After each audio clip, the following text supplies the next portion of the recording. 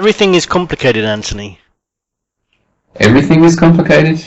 Yeah, just everything. All the subjects we talk about. You were just mentioning about the Charlie Hebdo story. That's complicated, Yeah. and the thing I'm going to be discussing today on today's show, evolution and design ideas of design theory. Every minute detail can be analysed and pulled apart and ripped apart according to different people's different opinions, and that applies to the news as well. And I just think you can go round and round in circles with a lot of these things. I've just noticed that, and you can get fatigued sometimes. Well, you can, absolutely. But I think, from what I've observed recently,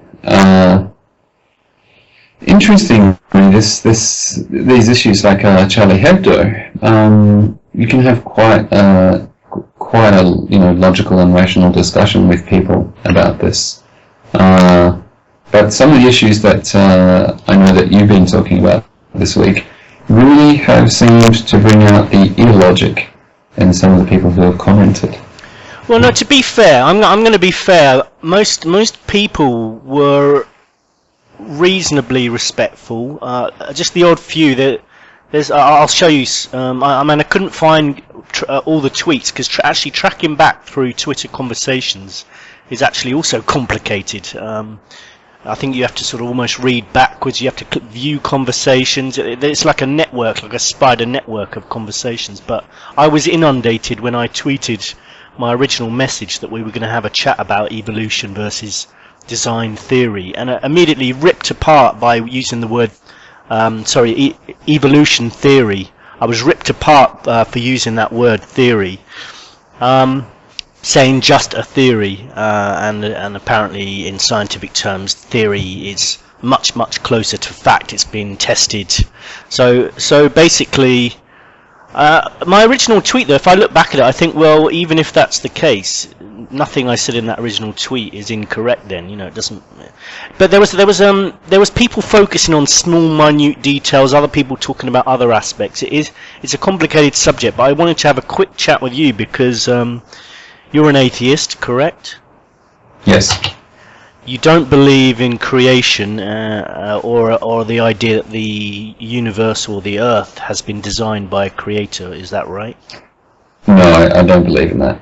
Good, because that's why I wanted to have a quick chat with you before we started, and just sort of look at the idea that it's okay to have a belief in something and chat to people about it without sort of getting too upset about it. I mean, I know. Can you understand why people have strong views about evolution and people who think about design theories? Well, I want to say two things. First of all, this phrase, just a theory, I think it may be an emotive phrase from a US perspective, because it is a phrase that has been used to justify changes to state school curricula, that in this idea that evolution is quote unquote just a theory and therefore it should be taught on an equal footing as creationism in schools. Now, so I think that's why it may be why the phrase is such an emotive one. So perhaps that's what you stumbled into. Yeah, no, you might be right on that. And to be honest, I'm not one of those people who says this must be taught in school alongside science in a science lesson. It doesn't have to be in a science lesson. It's not a big thing for me, but people automatically assume that if you're having this debate, they automatically assume you're in the worst kind of category. They don't, a lot of people don't know much about what I think, and I'm going to reveal some of it today. But I mean, I can understand that. Nothing should be rammed down anyone's throat. But at the same time, I also heard that it's illegal in some schools in the States to even talk about the idea that the Earth might have been designed, and I find that in some ways equally disturbing. That it's you're starting to stifle debate and start to point people in one way, and isn't that control of education? It is control of education, and look, the other thing I just wanted to mention was quite some time ago we had a debate about religion. Does God exist? Those kinds of questions. Is religion more of a positive or a negative force? And I found it really interesting in that, having joined the debate as the atheist candidate, I spent I think more time empathizing with religious people than with other atheists. And part of the reason is that what really drives me nuts is dogmatism, and unfortunately I see a lot of it in the atheist camp. It especially annoys me coming from there, because I am one. I don't want to be associated with people who are almost hysterical at times with their views. I mean, I would frankly prefer to debate a radical imam than a radical atheist, because with the imam there's much more room for reasoned debate, and for questioning aspects of what he thinks. With some of these atheist people, you start to question, or I should say, more specifically, with some of these evolutionists, you innocently question any aspect of their let's say belief system. that'll make them hate me. Any aspect of the evolutionist viewpoint, and immediately you're attacked as if you've just said, Jesus was friends with the dinosaurs, and the Earth was created in 6 24-hour periods. It's crazy. I don't quite understand it, because perhaps, as I said, it may depend on where you're from. I mean, in Australia, where I went to school, just wasn't a really big issue. But I think in some other contexts it is. Let's have Let's have a quick look at some of the tweets. A lot of people, if you look to the top left of some of the tweets I've sent you, someone said, I tweeted to someone, why does the discussion on it threaten you? I'm not anti-science. I just see evidence of design. Because a lot of people were saying I'm anti-science, but I'm not. I'm actually going to mention some scientific things I came across on the internet recently, which I find, incredible, and massive respect to those scientists. There's a lot of scientists out there doing great work. I'm not anti-science at all. People do sort of think, if you've got any beliefs in that there might have been this whole thing might have been designed, that you're automatically anti-science. Yeah, which is strange, because you really don't have to look hard to find a person who has a religious faith and also respects and is into science and has a scientific worldview at the same time. For a lot of people, it isn't a contradiction. Yeah, no, exactly. In fact, the scientist we've got on today is obviously into science, but also believes that the Earth, he's a creationist, basically.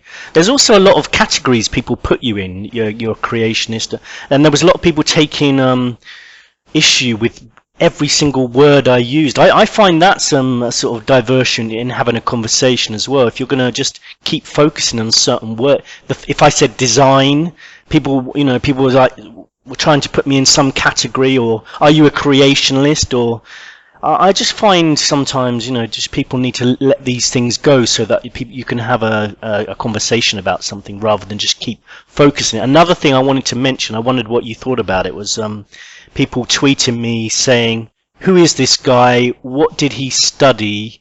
What's, basically sort of saying, and I got the impression that whatever I said he was, whatever kind of aspect of science he studied, it wasn't going to be good enough for them. They were going to rip it apart. I felt like it was they'd already predetermined their views, and it doesn't matter which aspect he'd studied. I mean, I think he's a zoologist. He's studied other stuff as well. You know, he knows what he's talking about to at least a fairly good extent. You know, and the other thing I wanted to say is about qualifications. I know a lot more about things that I have no certificate to prove it than I do about things I do have certificates to prove it. I studied history at university. I spent most of my time going to parties and not studying hard enough. I could write a book on travel, but I have nothing to back that up on paper, and I wondered what you thought about that. I'm not entirely sure what I think about that. Because I mean, there are certainly people who don't have formal qualifications in a particular area, but are very knowledgeable and insightful in that area. And there are also people who read one book and think they know as much about, say, cosmology as a person who's been studying it for 20 years, but their understanding of it is quite superficial. So it really depends on the person, but I certainly wouldn't exclude somebody from a conversation on such a fundamental issue because they don't have the right qualification. That's silly. Yeah, no, absolutely. In fact, in my job, I've done many jobs through the years, and one of them has been recruiter. And there was one guy who contacted me once who was extremely well qualified for the job I had as in teaching, overqualified in fact, but started off on a rant about other people not having enough qualifications and just going on about his qualification to the point he came across as completely insane. He had a PhD. He had a PhD. He had a master's. He had all the qualifications, but his attitude was so out there. He was almost going insane. I just thought, this guy is. I'd rather take someone who had the personality to do the job rather than this guy here. So that's kind of the point I was making there. Yeah, for sure. Yes. Creationism is a stupid worldview. There are no two ways around it. Okay, so this guy here says there may not be stupid people are displaying the characteristics of stupid people, because a lot of people called me stupid, dumb, sometimes indirectly by saying if you have this idea, then you're stupid. Creationism is stupid worldview. Personally, I don't like this when people say that. I do find it indirectly offensive, because if creationism is a stupid worldview, a person believing it is deluded and stupid. I really don't think it is a stupid view. It's just a different view. It's a different way of thinking, and I think this is part of the problem with the news, with everything that we believe, is that we have different ways of thinking. This is proven in education. People have different ways of learning. For example, you've got kinesthetic learning, logical thinkers, you've got visual learners, audio learners. So I think it's not a stupid view, it's a different way of thinking. And I wondered what you as an atheist would say about that. Do you think creationism is a stupid worldview? Or do you understand why this guy here on the left on these tweets wrote creationism is a stupid worldview? There's no two ways around it. I don't feel overly qualified to comment, because I can't honestly say that I have spent a lot of time with creationists and trying to understand creationism. But I would say that there does seem to be a lot of evidence that the world is a very old place. And I haven't seen any convincing evidence to the contrary, and that seems to be quite fundamental to the creationist worldview, is that the world is not an old place. So I think it's the word that I would use is it's a problematic worldview. To be honest, that's why I tried to use the word design idea, because I wasn't necessarily saying that the Earth isn't millions of years old, although I would still say there's a possibility it isn't. But I'm not necessarily in that camp. who's definitely saying, we've got everything wrong about the aging. Although I talk about that with the scientist about the aging process and stuff, carbon dating. There are some problems with it, and who knows how old the Earth is? To be honest, I think personally, I think the scientific world, or the world in general, our knowledge isn't as vast, and we haven't reached that point where we know as much as we think we do. I think actually we don't actually know we're not as intelligent as a species as we think we are. Yeah, well, yeah, I would heartily agree with that. I mean, I think that this is a very crude example, but if you've got a glacier and the glacier has moved 1 centimeter in the last year, and you know that because you've been measuring it for 20 years and it's moved, kind of the same distance each year, and then you look behind the glacier at the valley behind it, and the valley is 3 kilometers long and it fits the contours of the glacier, so the glacier has clearly formed the valley. Now, it's moved 20 centimeters in the last 20 years, and it's had to move a few kilometers across the valley. You can from that work out, okay, well, this glacier must have been moving for at least a certain number of years. So I'm sorry, I'm glad you brought that up, because I wanted to, that is a fundamental thing. And I just wanted to say that in terms of the age of the world, yeah, I think it's right. There are certain difficulties in measuring the age of the world, but at the same time, I would say there are definite clues and definite techniques that can help you. So I don't think it's all being done, on paper with somebody's, pet formulas. Yeah. I'm not stuck. I'm not hung up on the age of the world being an issue with whether someone there's a designer anyway. I tend to use that to be a bit more vague, because I'm not sure about everything. But I would also say though about the age of the world, if it is an issue in this debate, if someone took 1 meter to take 1 step, and they took 10 steps, and you measured how long it took to take each step, and you figured, well, it's taken this long, and then you'd seen that there was 1,000 steps, so you calculated how long they'd been there. You'd be making huge assumptions that those 10 steps that you monitored, the other steps had been taken at the same speed. What I'm saying is nobody knows what's happened in the past. There could have been some kind of acceleration of events. For example, with carbon dating, and I know people are going to completely rip me apart when I start talking about things I'm not entirely clued up on. But with carbon dating, you count certain things, and if, like, as you just mentioned, and the more of them are, you can sort of work out how old something is. But what if those radioactive particles, or whatever they were, there was some events millions of years ago or thousands of years ago that accelerated something, so there was a far larger number all at once. But let's move on, because that's not actually a big problem for me, the age thing. I'm just talking more about that the universe displays signs of design, or the Earth does. But okay, let me just read this one. I imagine he would find it cumbersome to teach you science from scratch. This guy, I mean, there was a lot of that kind of undertone of I'm a bit of a, to use the word we used in our political correctness discussion, that I'm a bit of a retard for even discussing this.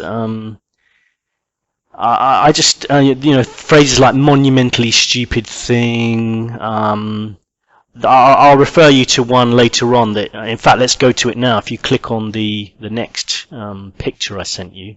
I see you don't know the meaning of the word theory when used in science, instead of as used by laymen. Yeah. Yeah, exactly. There was honestly, the obsession with this, my original use of the word theory. So here's one. There is no evolution design debate. One viewpoint values evidence, the other shuns. Yeah. Yeah. I mean, what do you think about that? I think that I think that's a person who has made their decision and is not going to look at the other side of the argument. But having said that, I probably wouldn't get along with that person. But I would probably have a view that is fairly close to his. Yeah, no, fair I enough. say I wouldn't get along with that person because I also have questions about the theory of evolution. And as I said before, you can talk to a creationist and ask them to explain to you what's going on in their theory, and you can say things like, but what about this and what about this, and the creationist. Well, I mean, maybe it's just a case of the specific people that you've met, but the creationist will say, oh well, yes, good question, and then give you an answer. Very often with evolutionists, you say, what about this, and then you start to get the condescending tweets and the kind of attitude that comes up. And again, I just don't understand it. I really don't. Okay. It could be that. Yeah. No, I was going to say I've found the slightly offensive tweet. If you look at the second one that I sent you, are you mentally unwell? I just don't. I find that slightly offensive. Or I mean, it's still on the same vein. A lot of people were inferring that. It's like, of course, I'm not mentally unwell. Do you have to be mentally unwell to have an idea that's different to your own? It is just different ways of thinking, and I found that guy that's not the way to have a debate. I respected a lot of these other people. Even ones that had passionate views, I respected them more than that guy. That's just. What did you say to him to make him so upset? I think actually he was just referring in general to what I was saying. Okay. I don't think it was a specific thing. So you're going to have somebody on your program who's going to talk about intelligent design. Are you mentally unwell? No. I think just probably he was probably he may have been referring to a specific tweet. Sometimes with Twitter, when I had this debate, I was getting more tweets I've ever had in my life, hundreds and hundreds all at the same time. So, but I don't think someone is mentally unwell to have an idea that's different to someone else. I just think it's a different way of thinking. I understand why people believe in evolution. I understand why people believe the Earth is millions of years old, and I think there's definitely been a certain amount of evolution anyway. But it's still something that isn't a fact, and I'm using layman's terms here again. I just don't like getting hung up on the scientific terminology that was bugging some people down and trying to. There were some people who spoke to me for about 6 hours about that, still stuck on the fact that I had said the word theory at the beginning. There was a lot of I'm way more intelligent than you and have studied way more things than you. Look, I can use a long word here to show that you're stupid. A lot of that going on as well. Yeah. And the thing is, the unfortunate thing is that these people in the long term will find that our understanding of the world now does change. We've seen brilliant people come along in science and present a new theory. Let's take the example of Isaac Newton. Scarcely a more intelligent man has ever lived, or scarcely a nastier one apparently as well. But his theory of gravitation, absolutely revolutionary. And then Einstein came along and considerably enhanced it. I was going to say destroy it, but he didn't do that. He considerably modified and enhanced it. That is actually the scientific method. I mean, when again, to use this word theory, a scientific theory is one that can be questioned, and scientists should be questioning it, because every challenge to the theory that the theory survives makes it stronger. Now this is a good point. I just wanted to quickly interrupt here. This was Sure. a major aspect of some of our debates. The fact that evolution as a theory has been tested again and again and again, and is passing the test basically. Therefore, if you have any view that's against it, you're a bit stupid. You're ignoring all the evidence. But I do have a slight problem with this. I've watched episodes of murder cases, for example, where someone's presented all the facts about what happened, presented all the evidence, and I've been 100% convinced this guy is definitely the guy that is. I mean, how could it possibly be anyone else? Look at all this evidence, and then there's a twist. This program says, but then we found this. And then this happened, and look at the evidence we then found against this, and everything that you just heard completely all fell apart. He couldn't have fired the gun because his hand was crushed in a boating accident as a child. He didn't have a hand. Oh, damn, I thought it was him. No, but people might have seen, there's a series called 48 Hours, I think. People can watch that. That's what they do. That's the premise of the show. They present all the evidence. It makes it look like a open shut case, and then you realise it isn't.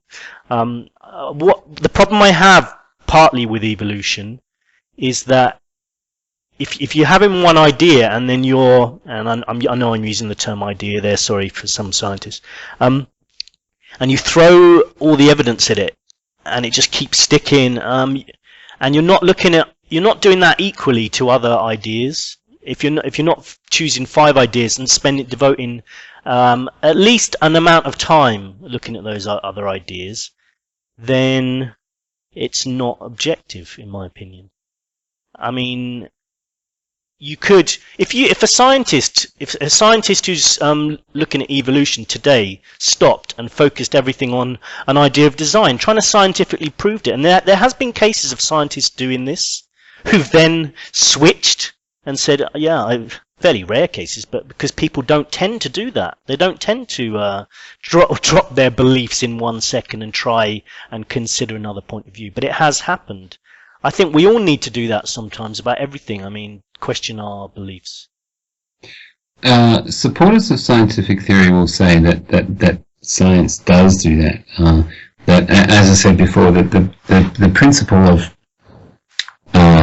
falsifiability, a theory has to be able to be tested, but also science values doubt. And so if you doubt a theory for whatever reason, maybe you come at it from a slightly different angle, but that's the process of science. Science doesn't claim to be an exact description of the world, or at least it shouldn't. So the idea with science is that science produces models of the world, and the models should approach reality more and more closely. But you can't have the world on a page. So any scientific model is going to be an imperfect representation of the world that nonetheless scientists hope captures some of the essential and fundamental information about the world that is there to be captured. And so people who support science will say no.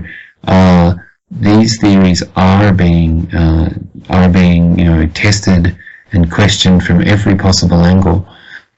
And look, I think that's probably true in the ideal. But I've also heard people say, actual practicing scientists say that what happens in real life is that you've got a job to do and you've got to get on with it. You've got a certain you've got a department that you work in, and you're working within that department. So a cross-disciplinary challenge to your theory might actually help either confirm it or force you to come up with a better theory. But those happen relatively rarely, just because of the layout of universities where different faculties are far away from each other, and people don't chat about what they're working on. So there are limits to it, definitely. I just wanted to refer you to a tweet on the right here. Every new thing we discover moves us away from the supernatural. I think that's true, but again, I think there's a reason for that. Science seems to reject the supernatural, although I'm more interested in quantum physics. I find that more interesting. It seems a bit more open-minded, and also it's been interesting to see that scientists have been looking at the idea of parallel universes and things like that. More recently, considering different dimensions And in the past, people would have said that was nonsense, that was insane. But that's been taken more seriously by science. So why do people have a problem with the idea that there could be a designer? I think it's because they don't like.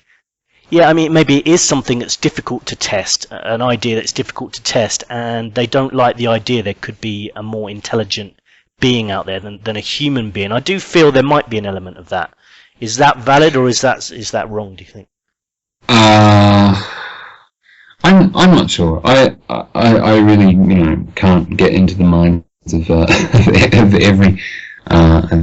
every evolutionist. But also, we've been talking about this from an evolutionary point of view, and it's interesting to me that from the tweets that I've read, none of the people who challenged you on the basis of cosmology. It's all these these evolutionists who are obsessed with this Darwin theory and don't question it and don't touch it. It's semi-sacred. But I mean, it's a question that can be approached from the point of view of physics and has been in great detail by some of the greatest scientific minds of the 20th and of our present century. These guys don't seem to have the same hang-up that the evolutionists do, and I don't know why that is. I tweeted here, a bit like evolution design debate, we're looking at the same evidence with two viewpoints, and I think that was a key issue in this debate. We were discussing about 50% plus 50% equals 100%, and that's true in some situations and not true in others. We won't go into why, people can check out that themselves, but it is true. Two people can see the same thing and come to a different conclusion. So it's not ignoring evidence; it's interpreting evidence in a different way.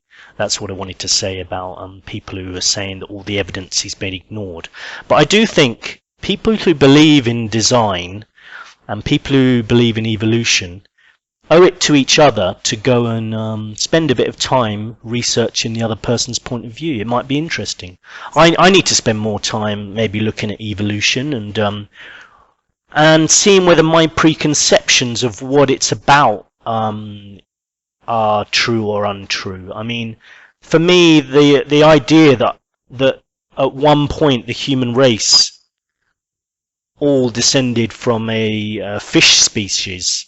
That's my understanding of evolution. Is that correct? It appears to be in some of the models I've looked at, but I need to research more about it. But so I don't see myself being the descendant of a fish. And I had the fish debate with someone as well. I mean, there was a lot of.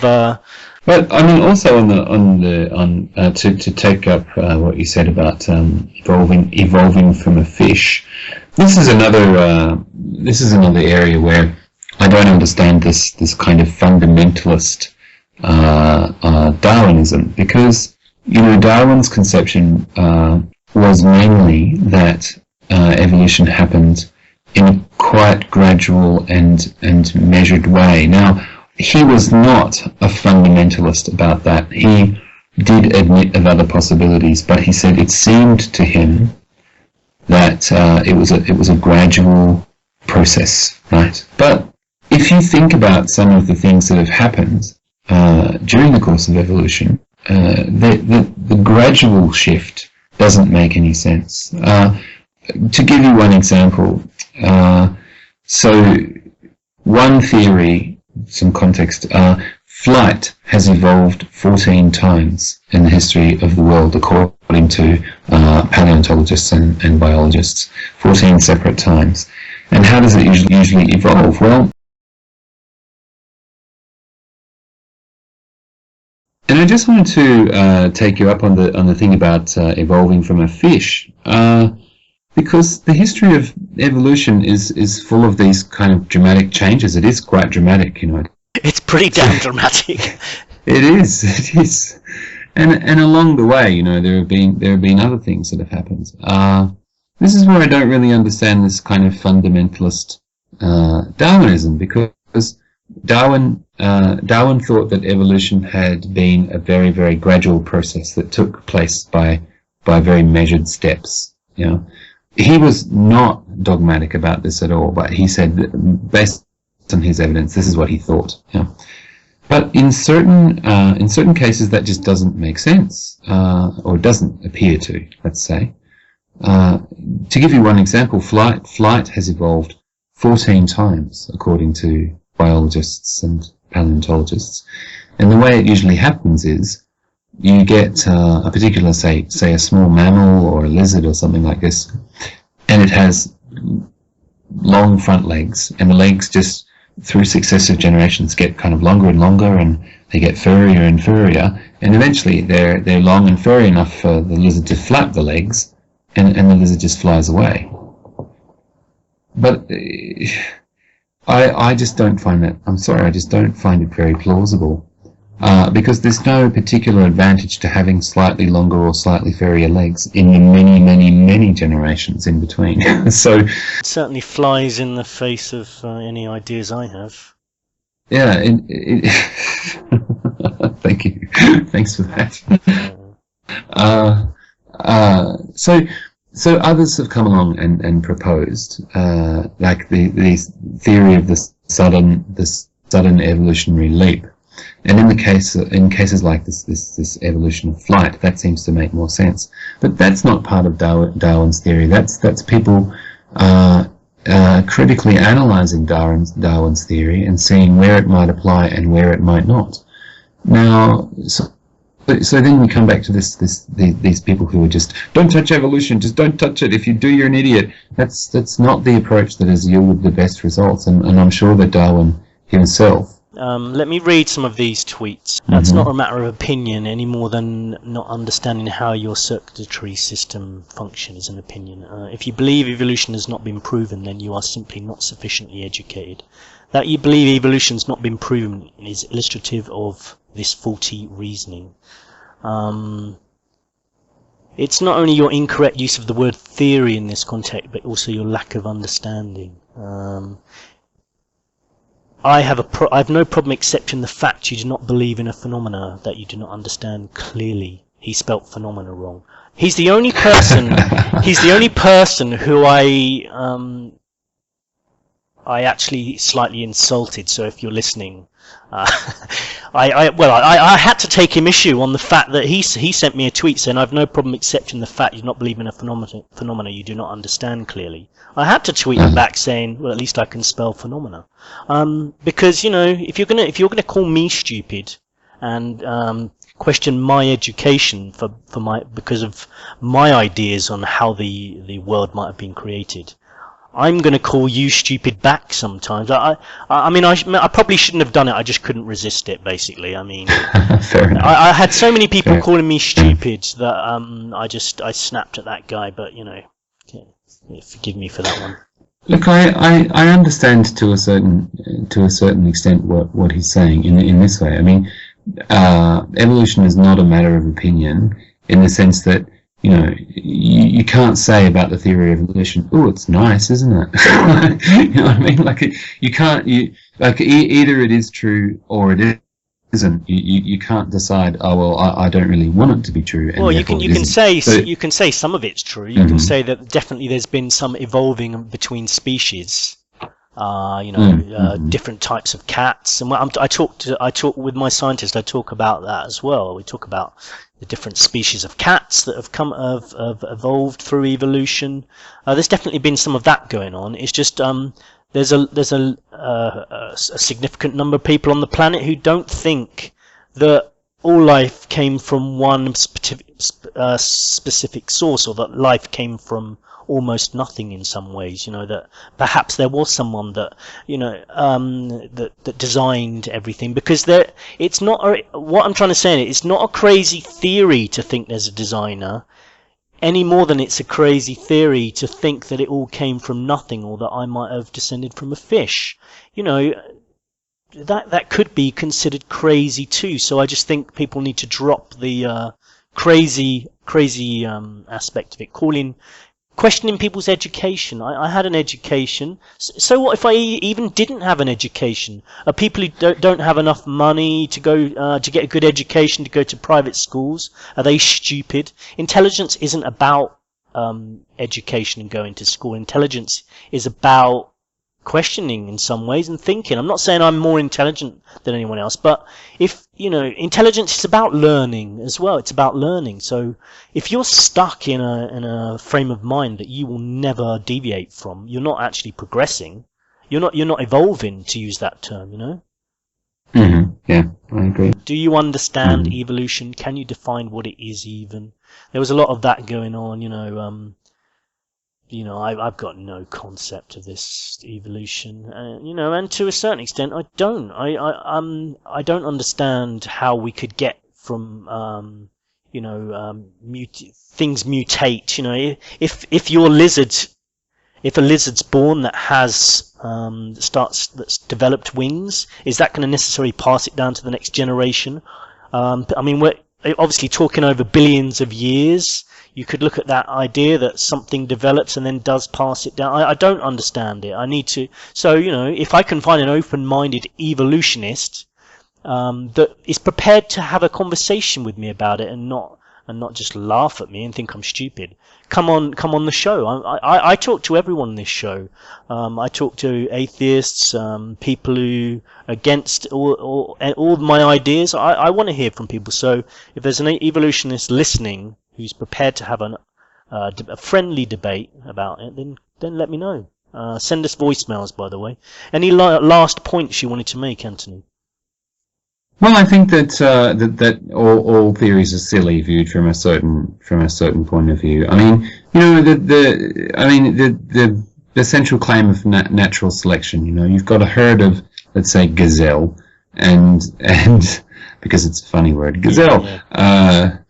You've got a herd of gazelle, and one of them is born with slightly longer legs, right? So this is meant to be the entire, from a certain point of view, this is meant to be the entire history of all species. One of them is born with slightly longer legs. So the one with the slightly longer legs runs a little bit faster, and then the lion doesn't catch that one, and then that slightly longer legged one gets to have fun with the lady gazelle, and therefore their kids are longer legged too, and that's the whole story. I'm sure there's a scientist listening who's just ridiculing you now, saying you have concept of evolution. And of course it isn't. You have not researched it, Anthony. And of course, it isn't the whole story. But that's kind of the central mechanism of pure Darwinian evolution. And you as I said, it is from a certain point of view, you look at it and you go, well, that makes perfect sense. From another point of view, you can look at it and you go, are you kidding me? So it really, anything can seem silly if you look at it the right way. Yeah, that's true. That's true. And sometimes these guys don't know how silly they look. But I also wanted to make one more point, which was that I think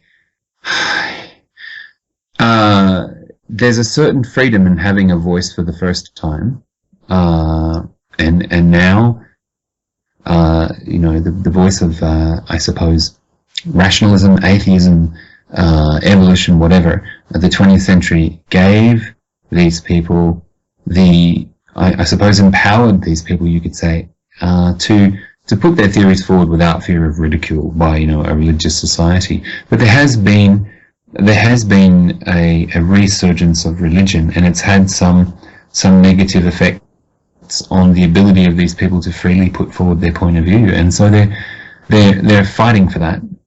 Some of them feel that they're in a fight, and I suppose maybe that is where some of this is coming from. However, when you get to the point where you've got hit lists, which they have, evolutionist groups have hit lists. So you are on one, Scott. In fact, you're probably I found a lot of people, not a lot of people, some people added me to some kind of hate list they've got set up on Twitter. There's some people that have these lists. I got notified of these, so I found So there's some people out there who are looking for it. If you or I could get hold of, let's say, an FBI agent right now and say, all right, word association, hit list. The first thing the FBI agent would probably say would be KKK. Now, when you feel like you're in that much of a fight that you have to start nicking tactics from the KKK, you're perhaps taking yourself a little bit too seriously. Yeah, and by the way, I'm not talking about everyone here. There were some people that were just passionate about what they believed in. I've got no problem with that. Another thing we discuss on the show, we've got L.A. Marzulli who comes along later and talks about elongated skulls, and also with the scientists we talked about Noah. The first thing I wanted to say is that L.A. Marzulli pointed out that there's a lot of evidence at the back of museums which are kept away and are just sort of ignored, or things that crop up as evidence for other ideas which are kind of just put to one side. They don't really fit in with the world view. And so and also with the Noah story, I know you said that was a bit of a silly story, and I sort of get that, but I kind of like the story, and there is some evidence there's a worldwide flood. If there was one, it's possible that someone might want to escape that flood. There's stories, passed down through generations of a boat and some, you've got the Gilgamesh epic, you've got the Noah story. Something like it might have happened, and I quite like the story. And there's people who actually try to look at that as more of something that could have happened and start looking at evidence. And it's silly in a way, but I still think it's nice to think it could be true. Okay, well, I want to say two things about that. The first is, I did say on a previous episode that it's a silly story, but I was referring to one particular aspect of the story, which was the idea of two of every animal on the boat. There are some very large logical obstacles to overcome if you want to make that story seem plausible, like the one I mentioned. That what you'd end up with is some very, very satisfied lions and tigers, and that's about it. But I think more importantly, yes, there have been flood stories in many religions, mythologies, cultures, civilizations.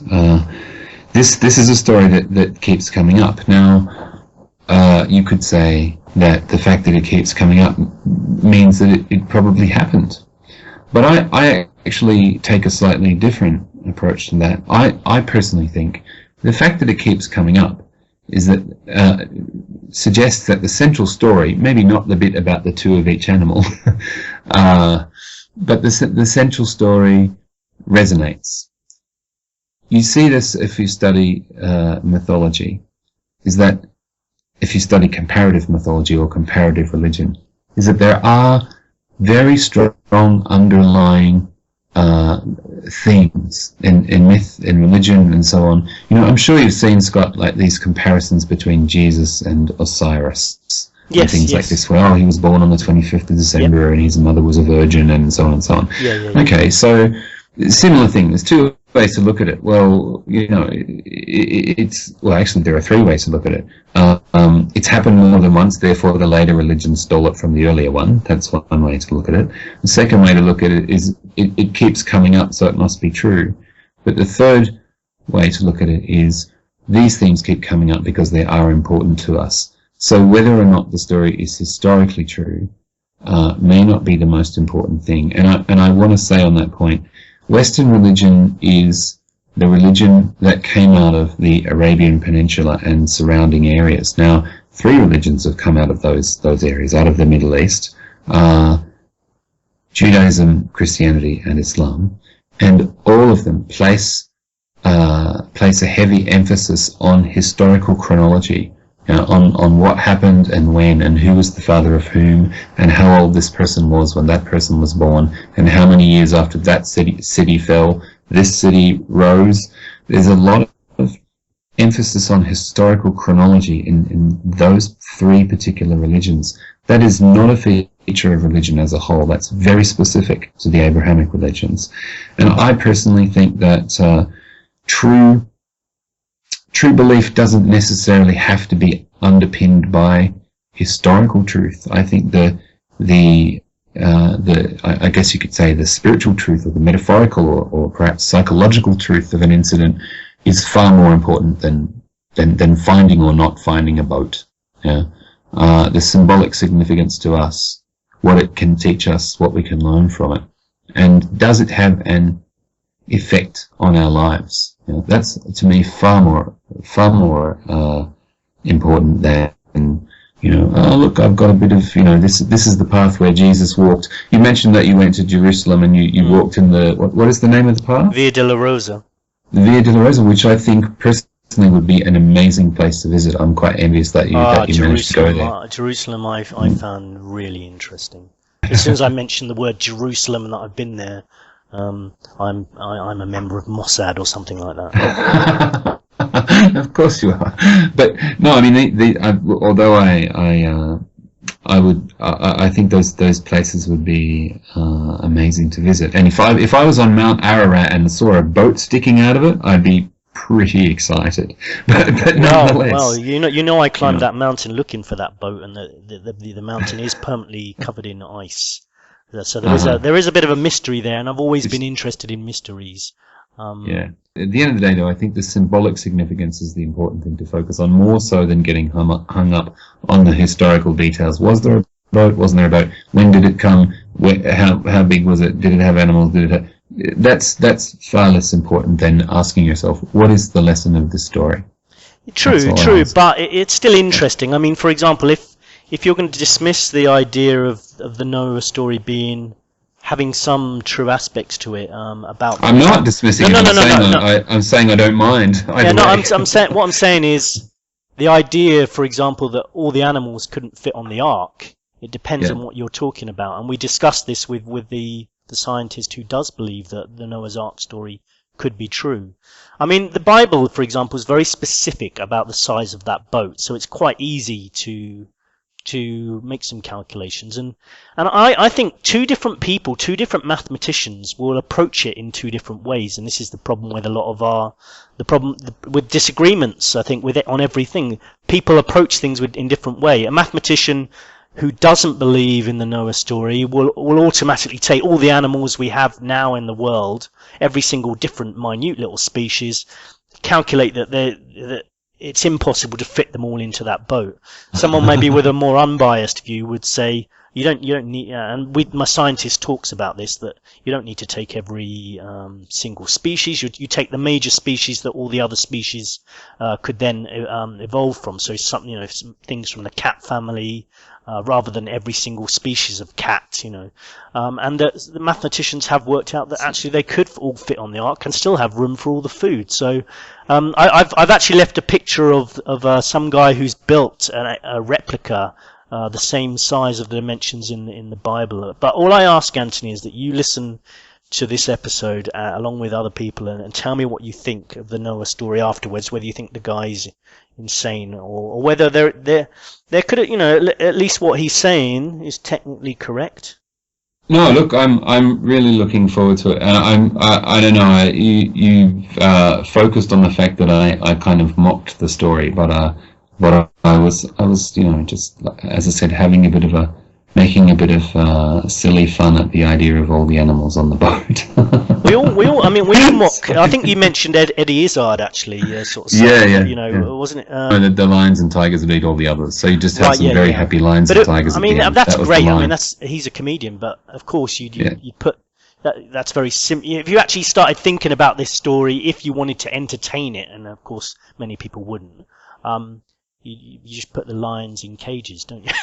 I mean, it's quite simple. There is a kernel of truth in that joke, which is that it's a very logistically difficult thing to do. And of course, difficult. But look at the boat.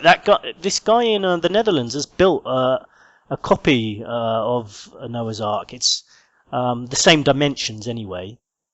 Mm-hmm. Look at the logistics in building that, and this guy just did that to try and prove a point. I think he stuck a life-size giraffe on the top of it. So have a look at that picture. I might even send it to you and see what you think. I mean, of course, there would be massive logistics in this project, of course. But if there was a God and you had God on your side, it would be a lot easier, surely. I just, to be honest, I'm just impressed with anybody who does something like that. Something as odd and as incredibly time-consuming as I'm going to build a scale replica of the Ark. I have to take my hat off to that. Whether it's a true story, whether it's completely fiction. Oh, no, it's true. I can send you a photo of it. Kudos to that. Oh, sorry. You mean the Noah's Ark story? Yeah. I just wanted to finish by saying, that's the.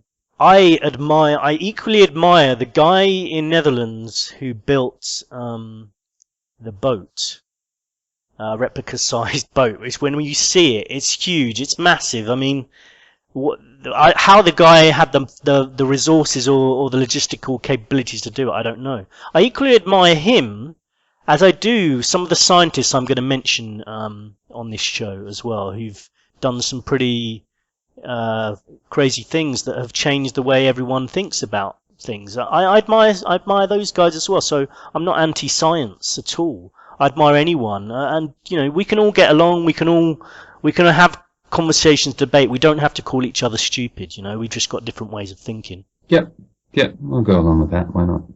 But I mean, there's different perspectives to look at things. I'm gonna be talking a little bit about how, my apartment. How I've got a sink in my apartment. There's a water supply. I've got a microwave. There's a fridge, sources of food.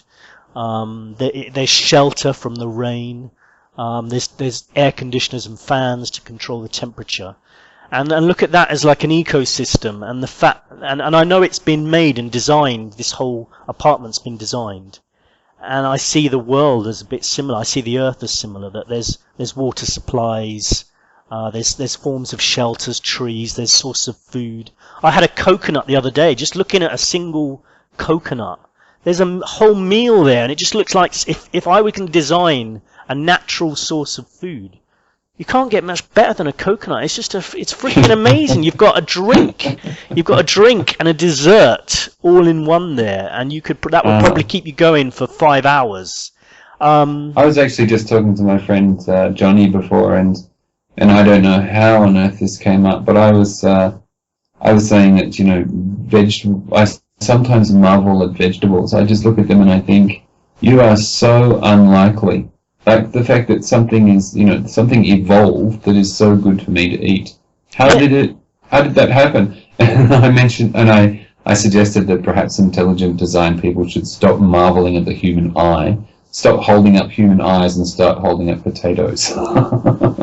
Isn't it amazing how this coconut has evolved? I just think, if I was a designer and I was trying to design a planet people could live on, and I wanted to give them a source of food, I'd be pretty proud of myself after making a coconut. Seriously, after making a coconut tree. Let's just look at the tree. Until someone came up to you and said, "You just ripped that off from Earth, didn't you?"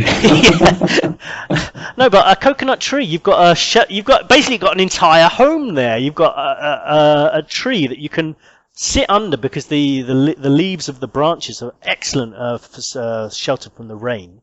A coconut might hit you on the head, but if it did and it didn't kill you, which has happened in the past, there's a meal there for you as well. So you've got a virtual home there, just in a freaking coconut palm tree, Alright. So you made the coconut, yeah? Yeah. Okay. The designer made the coconut. Yeah, made the coconut tree. Yeah. And who made you, Scott? What do you mean? I'm the designer. You mean who made the designer? Well, you have that question with design as you have with evolution, really. If you start from something, you've got the Big Bang, and then they say there was something before the Big Bang. There's always going to be a starting point. What was beyond that point? That's always going to be the question. I mean, it's a difficult one which our minds cannot comprehend. You can't comprehend it with evolution. What came before, what became before the Big Bang, or before the event before the Big Bang.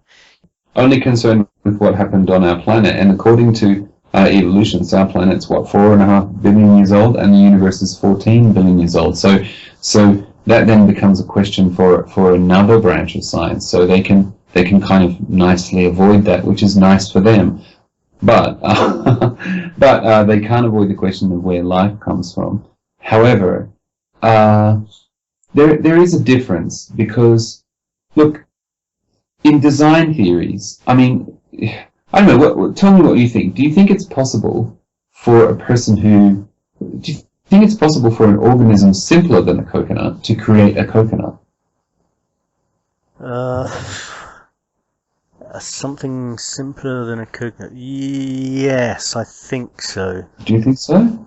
I don't know, because I think so, if yes. you were, I think if you were so. if you were simpler than a coconut, you would really struggle to make a coconut. This again Yeah. does come into definitions a bit, really. As simpler, you mean Well, but if you were simpler simpler than in mind, or a coconut doesn't have a mind. So, do you mean simpler in what way? You'd have to be more I mean, specific. like simpler in terms of your general complexity as an organism or an object. Like, because if you were simpler than a coconut, then essentially you would be a potato or you would be an apple. You know what I mean? Like you would be.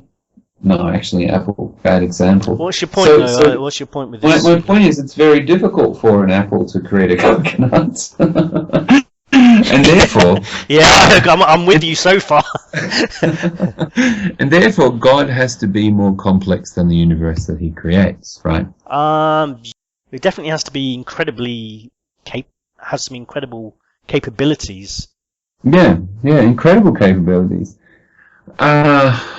Let's imagine you're a being that that has the power to with your thoughts manifest anything you wanted.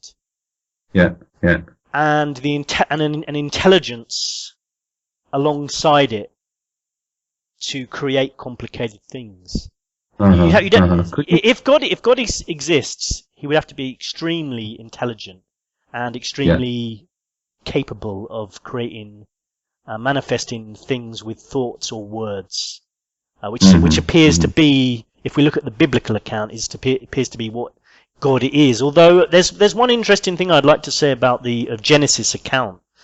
It starts off by saying, "Let us create man in our image." A lot of people avoid this in the Christian community. I think that's really kind of a bit spooky for me.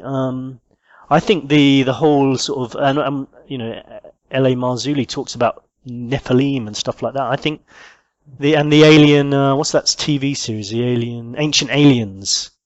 Mm-hmm. The idea could be that God is.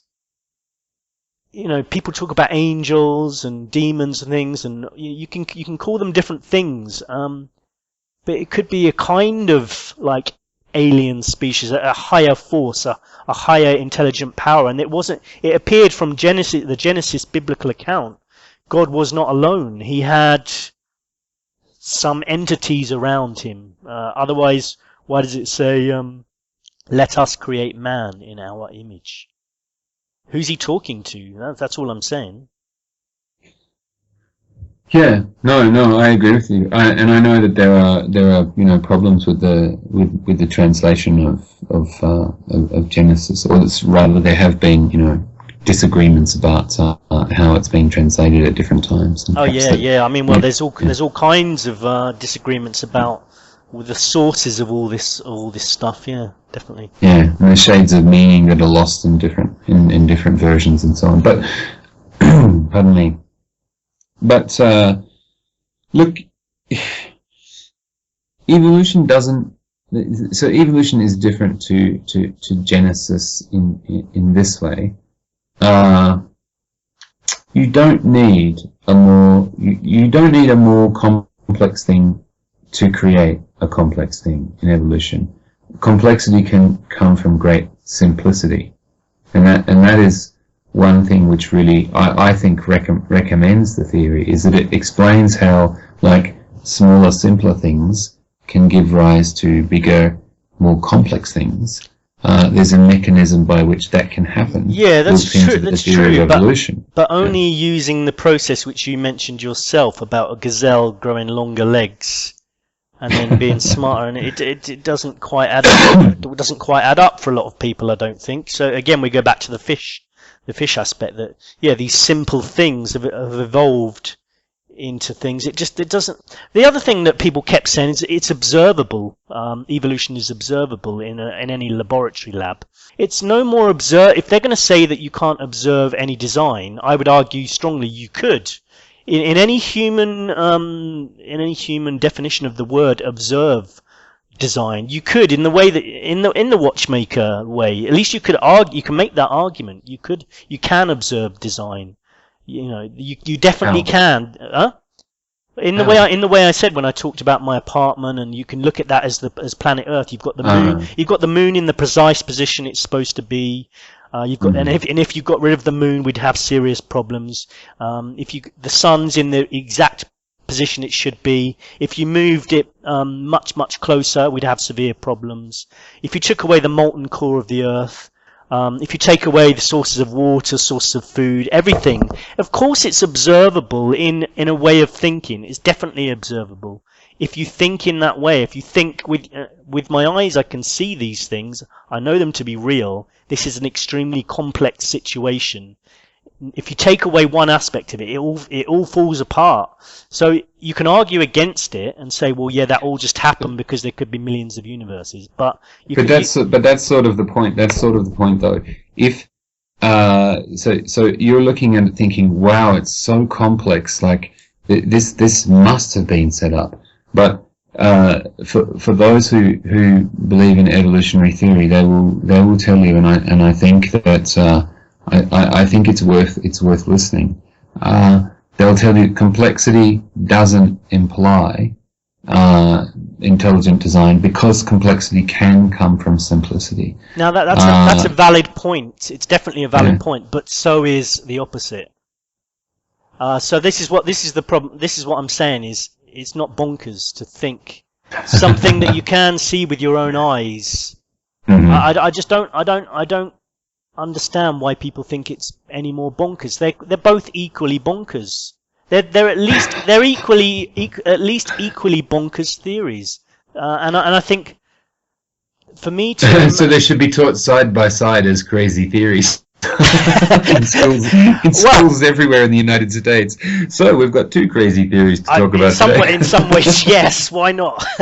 In some ways, they're both crazy theories, and I think we live in a crazy world, and I think I can't imagine me descending from a fish any more than I can imagine some great god. I can't. It's all we're actually of limited intelligence ourselves. I think there could be a higher intelligence than us. Well, there could be, but that sort of that strays back into a similar area as before. The limits of our intelligence do actually prevent us from knowing if there is a God, because the God will be outside the system, and it's something I think we might have talked about before. But I wanted to mention. I wanted to go back to your mention of observing evolution. On a macro level, I agree with you. It's kind of ludicrous to think that you could observe the evolution of the gazelle, because you'd have to live for 900 years, which would mean you'd have to believe in the Bible, because people only live for 900 years in the Bible. But on a microbial level, you can, because the life cycles are much faster. And I suspect that's probably what your commenter meant when he or she said observing evolution, because you can watch, generations unfold in the course of a few days. So, you mean what, like microorganisms or something? Yeah. Because the life cycles are so short, you can track trends from one generation to the next. Can you see them dramatically change, or most people accept that some kind of evolutions occur, but the real problem I have is when they keep talking about the animals needed a tail, so they grew one. That's the way it comes across to me. So it does sound equally as ludicrous to me, at least equally. So that's why I have an issue with people keep saying it's a stupid idea for design. I understand, because I can't imagine there's some God in a room somewhere, like sitting there. And I don't think it would be like that anyway. But just because our brains can't imagine what the actuality of something is, doesn't mean there couldn't be some truth in it. Well, that's true. But look, when you get right down into the very small scale, the changes can be much more imaginable, let's say. Like, if you think about atoms, okay, obviously not alive until they, become a part of something else. But if you think about atoms, you take away one electron, you've got a different element, right? So just a very small change like that can be an evolutionary step on the micro scale. Having said that, the amazing thing about microbes is that they are so much more diverse than large creatures. So for a start, they outweigh us in terms of biomass. It's their planet essentially, but also if you were to redraw the tree of life, and I'm quoting this paraphrasing this from some author, I can't remember who. If you were to redraw the tree of life and put all the microbes on it, we'd be like one leaf, and they'd be the rest of the tree, because there's such diversity of speciation. However, to kind of change from one kind of microbe into a slightly different kind of microbe is something that's very much less outlandish than to change from a lizard into a bird, because you're talking about very, very simple organisms. I mean, the micro and the macro aspect of the whole thing, and the way people think is a factor as well. I've got a friend. We've had debates about stuff. He thinks in a completely different way to me, in a very micro way, and you can observe it when he does. If you set him a task, he considers every minute detail. He's very sort of Japanese in that sort of way, and he's very good at sort of computer games and things like that, because he studies every aspect of it. Things that I would find a bit boring and I would just skip. I'm not the kind of person who reads instructions, but he thinks on a very micro level. I think more on a maybe macro level. So I think that's the problem with some of these debates, or some of the way of looking at things, is that we have different viewpoints. Some people zoom out and look in, and I think that's what maybe creationists do a bit. But we can still zoom out, then zoom in on specific details. But maybe an evolutionist zooms in on other specific details. It's all about zooming in and zooming out. Yeah, perhaps that's true. But I think, you can apply that to problem solving much more easily than you can apply that to, let's say, whether or not evolution is happening. Do you know what I mean? Like, if you're somebody who, let's say you are a microbial scientist and you're looking at your microbes and going, nothing's really happening. In the meantime, around you, an entire new species of bison has evolved and you didn't notice.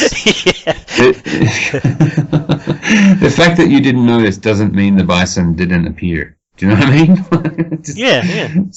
Well, in some ways, it sort of ties into the fact this one guy spoke to me, was just tweeting me for 6 hours on this initial word, the fact that I use theory. We're hardly having a debate about evolution. We're having a debate about a word. That's all we're having a debate about. So, I would imagine he is very scientific in the way he thinks, and that's why he's behaving that way. Him, he kept going on about how important it was that I'd said that at the beginning. For him, that's incredibly important. For me, it's really not. It's really not. People latch onto their own different things. I think this guy might have unwittingly started a wonderful new tradition where each week we come on and we just fiercely debate one word. I think it has to happen. Yeah, we could debate a word. The friend I was talking to you about, who thinks in very minute detail, he does that a lot in our arguments. I'll say one thing, and then we'll end up talking for an hour about the word I used. I find, and that's a very specific debating strategy. It can be very successful. I don't think that's his strategy. I think that's the way. It's because that's the way he thinks. He thinks in such a minute detail. It's just a manifestation in the minuteness of the way he thinks. It can be frustrating for me because I don't think in that way. Everyone in the world, we all think we know what. We all think we understand the same thing by, say, one particular adjective, like cold, when in fact there could be millions and millions of different versions of it. We have no idea that the person sitting next to us understands that in the same way. I mean, we do in some way, but I just mean if we microscopically, we may have different versions of the same word or different ideas on what the color blue is, that kind of stuff. Yeah, no, it's very true. Even with things that you would think would be fairly straightforward, like what is a dog, right? Yeah. Look, people's ideas of what dogs are depend on a number of things. The movies they've seen, the dogs they've seen, the stories their parents told them when they were a kid, and so on and so on and so on. And there's something called prototype effects in the field of semantics, where you can take a specific example of something, in this case a specific dog, right? And you can say, this is closer to a particular person's prototype of what a dog is, so we'll put that in the center of the diagram, and then you can find something else that's sort of on the border of what this person considers to be a dog, and so you put that on the border. But then another person might go, no, that's definitely a dog, and you move that dog into the center, and you find that using this kind of idea of the prototype, like if you think that's the doggiest thing that you could possibly see, put it in the center, using that technique, you find that even with really simple words like that, people have vast differences as to how they understand them and what kind of objects they would put in the category described by that word. It's funny you should say that, because that's also the Noah's Ark sort of concept, that centralized dog you've talked about there, the stereotypical dog, was the dog that made it onto the ark. He was the one that was right in the center of the circle. Fair enough. The centralized version of a dog was the one that made it on the ark.